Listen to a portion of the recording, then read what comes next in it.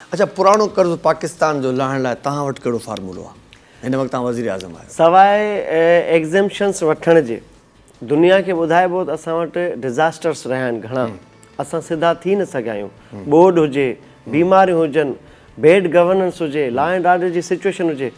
ॾिसो, अलक़ाइदा दाइश जो मुख्य मर्कज़ पाकिस्तान रहियो आहे। असांजा वाना वज़ीरिस्तान जा जेके इलाइक़ा आहिनि, ॿियो तव्हां इहे जेके नारायण कागान मरी या हीअ असांजो आहे सिंध में जेको आहे गोरखिल, इन्हनि खे असां घणो अगरि हथी वठायूं टूरिज़म खे, त दुनिया में जेके बि मुल्क टूरिज़म ते बिलीव कनि था, हीथ्रो एयरपोर्ट खां पोइ ॿियूं वॾियूं एयरपोर्ट्स तमामु घणियूं मसरूफ़ तरीन आहिनि। त ईअं ई मुल्क जी जेका टूरिज़म आहे उनखे असां फ़रोग़ ॾियूं त कर्ज़ पाण मां था लही सघनि था। तव्हां ख़िलाफ़ु जेकॾहिं धरना लॻनि डी चौक ते, तव्हां उन्हनि खे अप्रूवल ॾियो हा या उन्हनि जी रोकथाम कयो आहे, रस्ता रोक कयो आहे?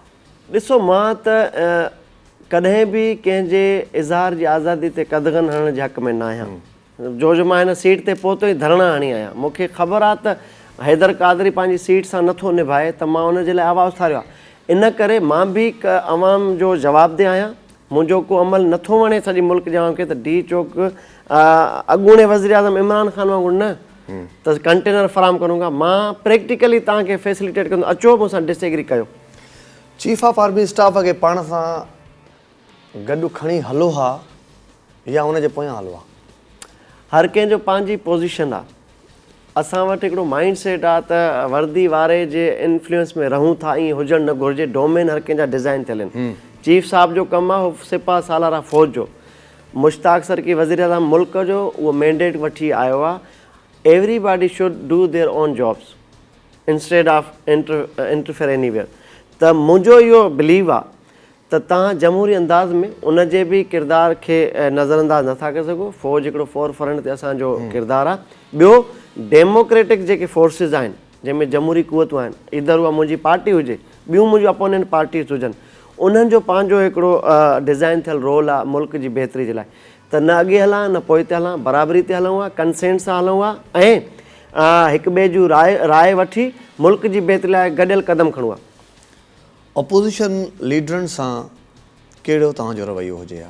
फ्रेंडली हुजे हा, फ्रेंडली हुजणु घुरिजे।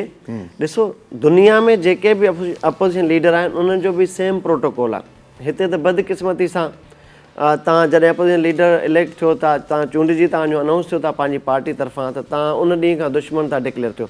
पर तव्हां इहो हुस्न आहे जमहूरियत जो त तव्हां अपोनेंट्स खे वधीक तरजीह ॾियो, उन्हनि खे ॿुधो, उन्हनि जूं तजवीज़ूं वठो।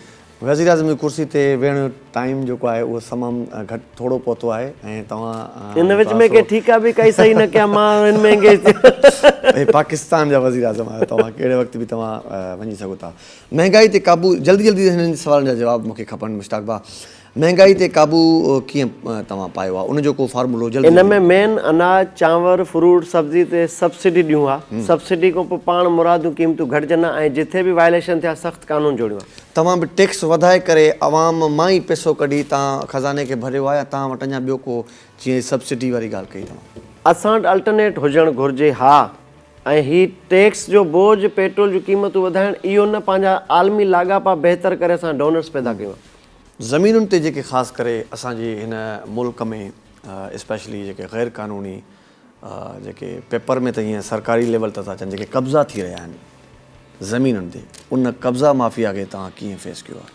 सभिनी खां पहिरियों मां पंहिंजी पार्टी में हिसाब कयां, जेके बि परे परे ताईं या वेझे ताईं इन मामले में गंदे धंधे में इन्वॉल्व आहिनि, उन्हनि खे एबर जो निशान बणाए पोइ डिमोलिश कराए सॼियूं ज़मीनूं जेके कब्ज़े थियल आहिनि। ऐं ईज़ी जॉब आहे। अगरि तव्हां वटि मसलियत न आहे, अगरि पंहिंजा नवाज़ी न आहे, त हीअ 2 ॾींहंनि जो कमु आहे मुल्क मां इन लैंड ग्रेबरनि जो ख़ात्मो करणु ऐं ज़मीननि खे वाहल गुज़ार कराइणु।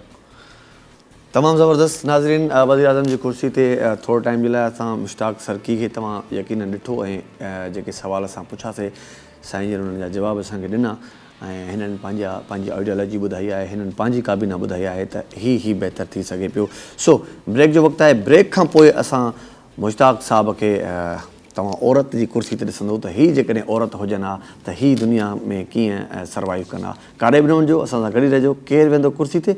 अॼु मुश्ताक सरकी वेठो आहे कुर्सी ते।